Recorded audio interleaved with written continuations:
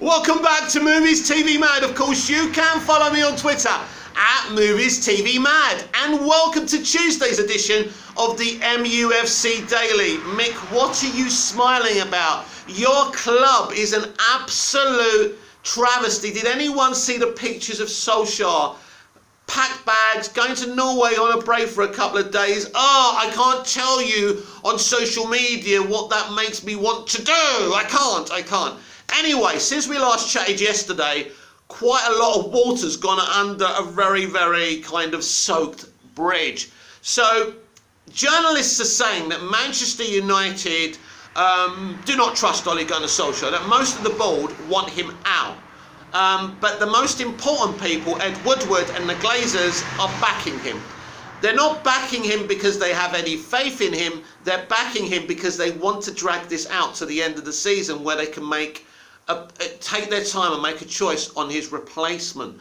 But unfortunately, guys, we don't have to the end of this season. We're just going to carry on this road. Him picking his favourites, him winning one, losing another, winning three, losing two. You know, doing well away from home because he's a negative, defensive, counter-attacking manager. And doing terribly at home because you can't counter-attack at home consistently. The fans won't let you. It doesn't work because the other team, the away team, are attempting to do the same thing, but more effective than you, Ollie. So we're just going to go down this horrible train track that's going to electrocute us any day. And the club's fucked because they put all their financial power and trust behind this man. They thought this was the manager with the Manchester United DNA who was going to do what Ferguson did. But Ferguson didn't have Manchester United DNA. As we know, he came from Scotland. He made miracles happen over there. It was obvious he was a great, iconic manager even then.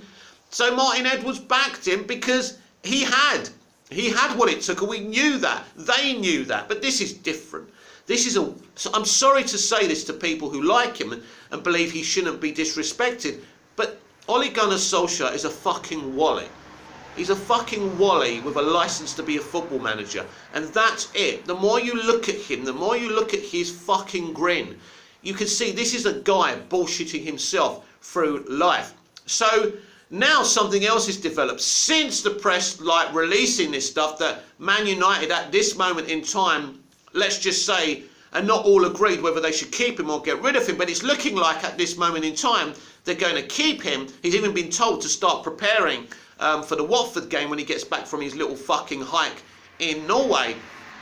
And so fans are very, very frustrated, especially up in Manchester, and they've organised a protest. The protest will be, I think, is it this Saturday? It's the 13th? It's definitely this Saturday. Now, unfortunately, I'm here in Cyprus, or I definitely would have tried to attend that. A very important protest. Now, this is not me being a lecturer or anything like this, but my advice to anyone going there, it's in our good.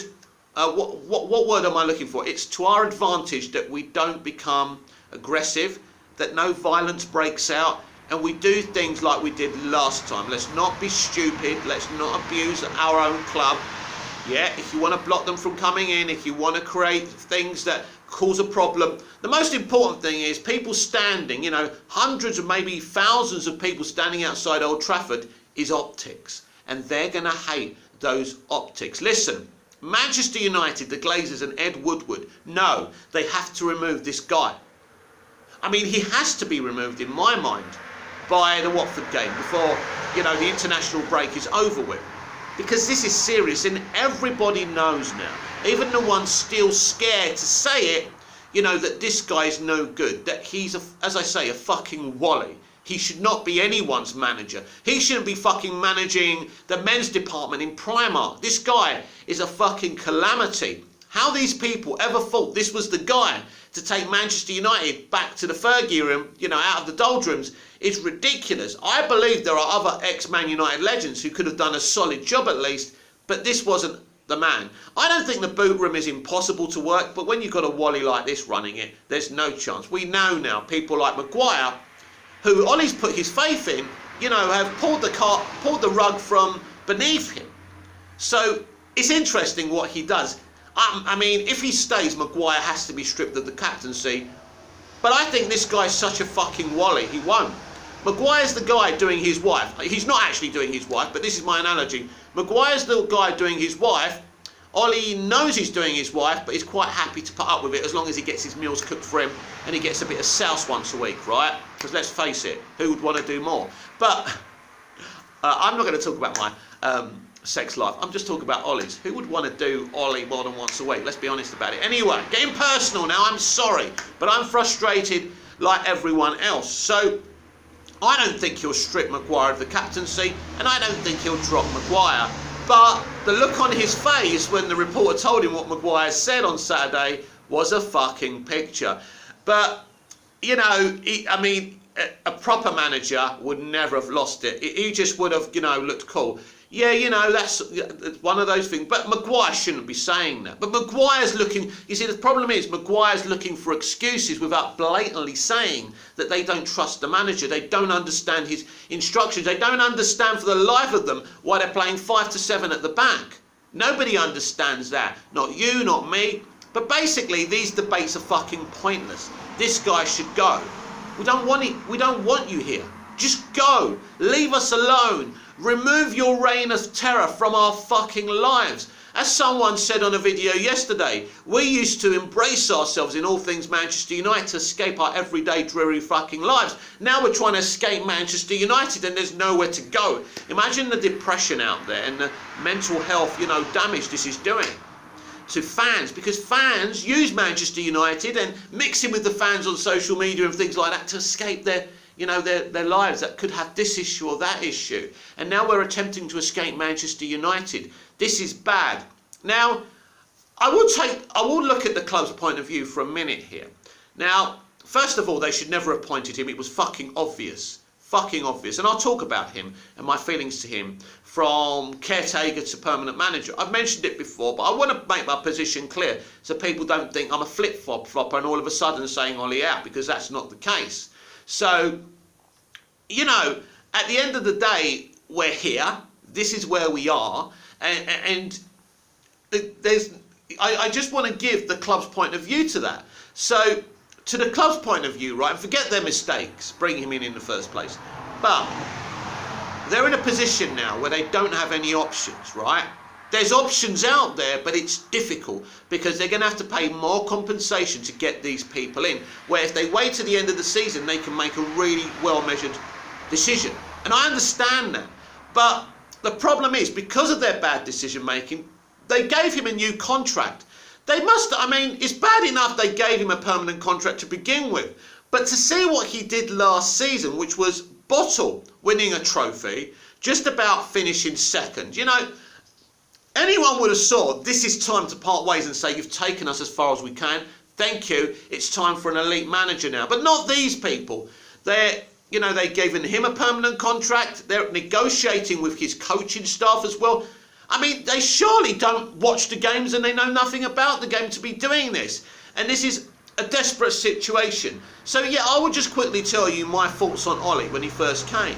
It was, oh God, not him, even though I loved him as a player. This is nuts. Then, Ollie's at the wheel. And then seeing the tactics change and the negativity come in, don't make him permanent, don't make him permanent. They made him permanent. And I've really been Ollie out since he's been permanent. I never wanted him there to begin with. Of course, I was chilled because now and again we would win and do well and have some great days. But really, Ollie was playing some good stuff before, just before he was made permanent. Then he was all about keeping his job as Manchester United manager. So we're in a very, very messy position. We've got people like Rio Ferdinand turning around and saying maybe it's the right time for Ollie to leave so he can leave with some pride.